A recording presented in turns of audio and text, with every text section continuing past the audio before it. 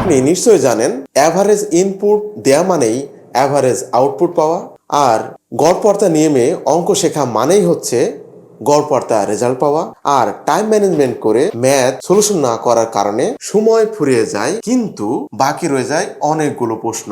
এটি আপনাকে তিক্ত অভিজ্ঞতা আর এক বুক আফসোস ছাড়া কিছুই দিতে পারে না, যা আপনাকে প্রতিযোগিতা থেকে ছিটকে ফেলে দেয়। তাহলে আপনার করণীয়টা হচ্ছে এমন অ্যাপ্রোচে হাঁটা, যে অ্যাপ্রোচের ফলে আপনি প্রতিটি ম্যাথ সলিউশন করতে পারেন আউট অফ দ্য বক্স চিন্তা করেই। অর্থাৎ গদবাঁধা নিয়মের বাইরে গিয়ে আপনি প্রতিটি ম্যাথ স্মুথলি সলিউশন করা শিখতে পারেন। অর্থাৎ সেটি হচ্ছে আপনার পথ, যা আপনাকে প্রতিযোগীদের থেকে অনেক ধাপ এগিয়ে রাখবে। চলুন দেখে নেব দুটি অঙ্ক প্রমাণ করব যে কোন উপায়ে বা কেমন করেই সলিউশন করা দরকার প্রতিটি ম্যাথ। অঙ্কটিতে বলা হচ্ছে 6% হারে 10,000 টাকার 9 মাসের সুদ কত হবে। তো এই ম্যাথটি 25তম বিশেষ নানান গুরুত্বপূর্ণ চাকরি পরীক্ষাগুলোতে এসেছে। অর্থাৎ সামনে গুরুত্বপূর্ণ চাকরি পরীক্ষাগুলোতে আসার পসিবিলিটি অনেক অনেক বেশি। তো চলুন এই টাইপের ম্যাথগুলো 5 সেকেন্ডের ভিতরে সলিউশন করার অ্যাপ্রোচ দেখে নেই। তার আগে আমরা কি ডাটা দেয়া আছে সেগুলো একটু দেখে নেব। দেয়া আছে রেট হচ্ছে 6%, ওকে। আসল দেয়া আছে প্রিন্সিপাল হচ্ছে 10,000 টাকা, টাইম হচ্ছে 9 মাস, এবং বলা হচ্ছে যে ইন্টারেস্ট কত টাকা। এটা হচ্ছে প্রশ্ন। তো এই ডাটাকে ইউজ করে আমরা সলিউশন করব। এই ম্যাথটি সলিউশন করার ক্ষেত্রে আপনাকে অ্যাট ফার্স্ট টার্গেট দিতে হবে যে রেটে, আর হচ্ছে টাইম। যেহেতু 6% অর্থ কি? 6% অর্থ হচ্ছে 1 বছরে 100 টাকায় 6 টাকা সুদ, কিন্তু আমাদের দেয়া আছে 9 মাস। যেহেতু আমরা গদবাঁধা নিয়ম করে করে অভ্যস্ত, তাই আমরা যে প্রসেস নেওয়া উচিত সেই প্রসেসে গ্যাপ থাকে। কিন্তু আপনাকে কনসেপ্ট যদি ক্লিয়ার করতে হয় তাহলে পুরোদমে আপনাকে বুঝতে হবে। ভালো করে খেয়াল করুন, 100 টাকায় 1 বছরের সুদ হচ্ছে ক টাকা? 6 টাকা, কিন্তু 9 মাসের হিসাব করতে হবে। তাহলে 1 বছরে অর্থাৎ 12 মাসে হচ্ছে 6%। তাহলে এটা তো বলতে পারি যে 1 মাসে কয় টাকা? আপনি বলবেন হাফ টাকা বা 50 পয়সা। ক্লিয়ার হতে হবে স্বভাষায়, আপনি নিজস্ব ভাষায় বুঝে নেবেন, ওকে। 12 মাসে 6 টাকা হলে 1 মাসে হচ্ছে 50 পয়সা। 9 মাসে কত সুদ হবে? আপনি অবশ্যই বলবেন 4.5 টাকা সুদ হবে। এটুক বুঝলেই কিন্তু অঙ্ক হয়ে গেল। তার মানে বোঝা গেল যে আমাদের 6% রেট নয়, মোটা দাগে আমাদের রেট হচ্ছে 4.5%। এতটুকু যদি ক্লিয়ার হয়ে থাকেন অঙ্ক কিন্তু শেষ। জাস্ট অপারেশন করবেন, তাহলে ফিনিশিং। কিভাবে দেখুন? তাহলে বলতে পারি যে 100 টাকায় সুদের পরিমাণ হচ্ছে 4.5 টাকা, ওকে। তাহলে 10,000 টাকায় কত টাকা সুদ হবে, তাই তো? এই অপারেশন কাজগুলোই আপনাকে অবশ্যই, অর্থাৎ ক্যালকুলেশনে আপনাকে মাস্ট বি কিং হওয়া লাগবে। ক্যালকুলেশনে কিং বা বাদশাহ হওয়া লাগবে, না হলে কিন্তু পেরে উঠবেন না। টাইম ম্যানেজমেন্ট করে অঙ্ক করতে হলে আপনাকে অপারেশন কাজগুলো কুইক করতে হবে।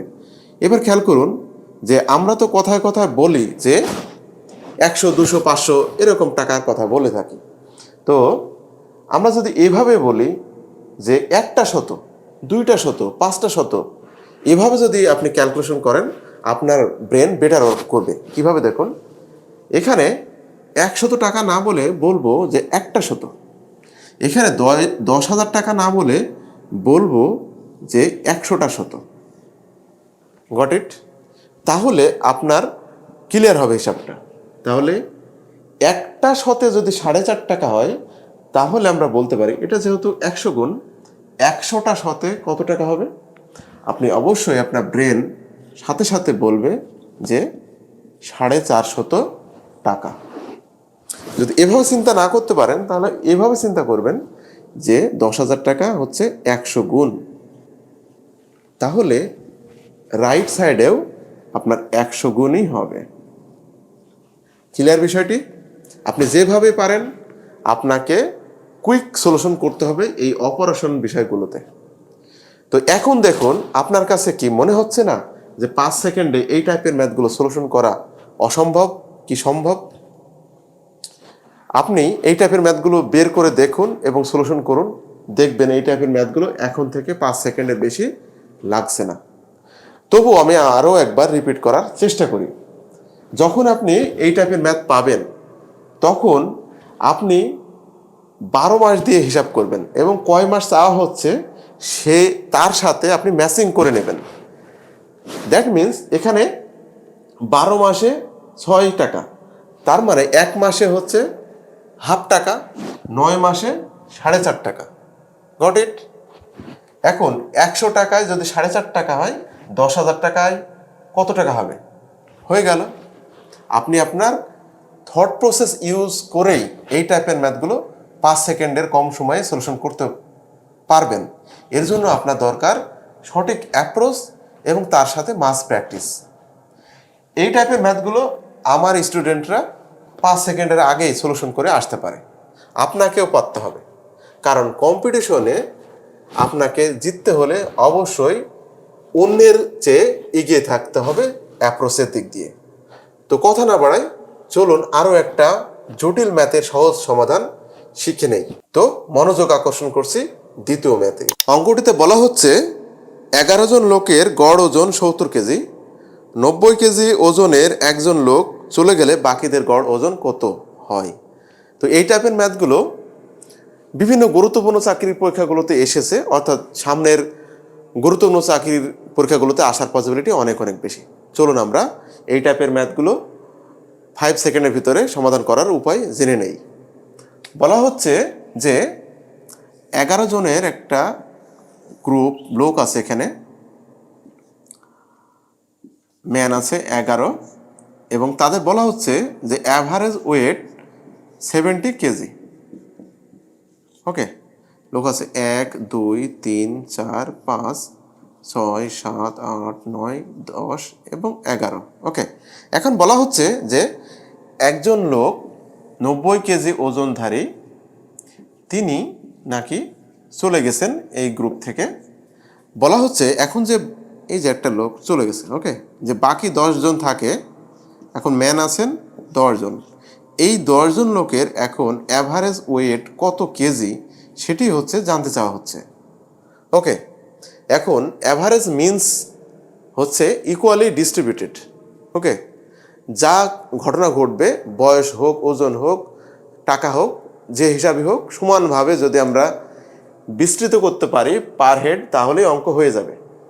এখন আরও একটি বিষয় বলি যে আমরা এই যে 70 কেজি আমরা ধরে নেই যে টাকা আছে, ওকে, পার হেড 70 টাকা করে আছে।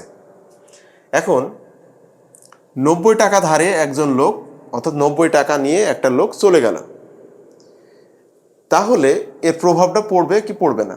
দেখুন, 70 টাকা নিয়ে যদি কেউ এই গ্রুপ থেকে বের হয়ে যেত তাহলে কিন্তু অ্যাভারেজের কোনো চেঞ্জ হতো না বা ইফেক্ট পড়তো না। যখনই এই অ্যাভারেজের চেয়ে কম টাকা নিয়ে বের হবে কিংবা বেশি টাকা নিয়ে বের হবে বা চলে যাবে, তখন কিন্তু যারা থাকবেন এক্সিস্টিং, তাদের কিন্তু অ্যাভারেজের ওপর প্রভাব পড়বে। তাহলে খেয়াল করুন যে 70 টাকা করে অ্যাভারেজ ধরে নিলাম, এখন একজন লোক 90 টাকা নিয়ে উধাও হয়ে গেছেন, তাহলে কত টাকা নিয়ে বের হয়েছেন? আপনি অবশ্যই বলবেন যে 90 মাইনাস 70, অর্থাৎ 20 টাকা বেশি নিয়ে তিনি উধাও হয়ে গেছেন, চলে গেছেন। তাহলে এই 20 টাকায় বাকি 10 জনের পার হেড প্রভাব ফেলবেন, অর্থাৎ যেহেতু বেশি নিয়ে গেছেন তাহলে অ্যাভারেজ কমে যাবে। কত কমে যাবে? 10 জনের 20 টাকা, অর্থাৎ 10 দুগুণে 20, অর্থাৎ পার হেড 2 টাকা করে কমে যাবে। আগে ছিল কত? 70, তাহলে বর্তমানে কত হবে? আপনি অবশ্যই বলবেন 68 টাকা করে অ্যাভারেজ। দ্যাট মিন্স এখন তাদের অ্যাভারেজ হচ্ছে 68 কেজি। বিষয়টা ক্লিয়ার? আপনি যদি টাকা দিয়ে হিসাব করেন তাহলে বিষয়টি খুব কুইক বুঝতে পারবেন, আপনার ব্রেন বেটার ওয়ার্ক করবে। আই হোপ ডান। এখন বলুন তো, এই টাইপের ম্যাথগুলো আপনার সলিউশন করতে কত সময় লাগবে? 5 সেকেন্ডের বেশি লাগার কথা নয়। কিন্তু যদি আপনি গদ বাঁধা নিয়মে করেন, যোগ বিয়োগ করতেই থাকবেন এবং সময় লাগবে আপনার 30 সেকেন্ড প্লাস। আপনার লাগবে 5 সেকেন্ড, আর একজনের লাগবে হচ্ছে 30 সেকেন্ড প্লাস। তাহলে তার চেয়ে আপনি 6 টাইম প্লাস হচ্ছে অ্যাডভান্স। তাহলে আপনি চাকরি পাবেন না আরেকজন চাকরি পাবে? তাহলে এভাবেই চিন্তা করবেন। রাইট অ্যাপ্রোচ যেমন আপনাকে একটা বেটার দিকে নিয়ে যাবে, তেমনি মাস প্র্যাকটিস আপনাকে প্রতিযোগিতায় শ্রেষ্ঠত্ব অর্জনের জন্য দারুণ প্রভাব ফেলবে। আই হোপ আমি যে কোর মেসেজ দিতে চাচ্ছি সেটা আপনার কাছে নিশ্চয়ই ক্লিয়ার। সুপ্রিয় চাকরি প্রত্যাশী ভাই ও বোনেরা, নিশ্চয়ই ইতিমধ্যে বুঝে গেছেন যে আপনাদের কোন অ্যাপ্রোচে হাঁটা উচিত আর কিভাবে বা টাইম ম্যানেজমেন্ট করে ম্যাথ সলিউশন করা উচিত। আপনাদের আজকের ভিডিওটি কেমন লাগলো তা জানিয়ে আমাদের কমেন্ট করতে নিশ্চয়ই ভুলবেন না। আরও একটা কথা বলি যে আজকের ভিডিওটি থেকে কতটুকু শিখলেন তার যাচাইয়ের জন্য কমেন্টে আরও 2টি ম্যাথ রাখা আছে। নিশ্চয়ই ওই 2টি ম্যাথ সলিউশন করে উত্তর কমেন্টেই জানাবেন।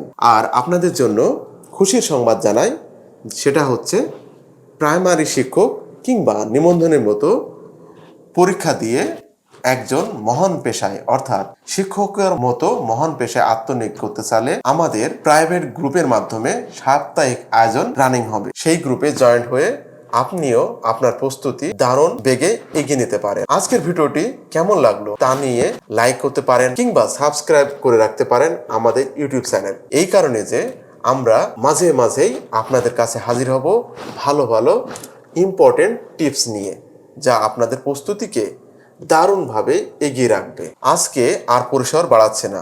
ভালো থাকুন, সুস্থ থাকুন, সব সময়ই ভালো থাকুন। আল্লাহ হাফেজ।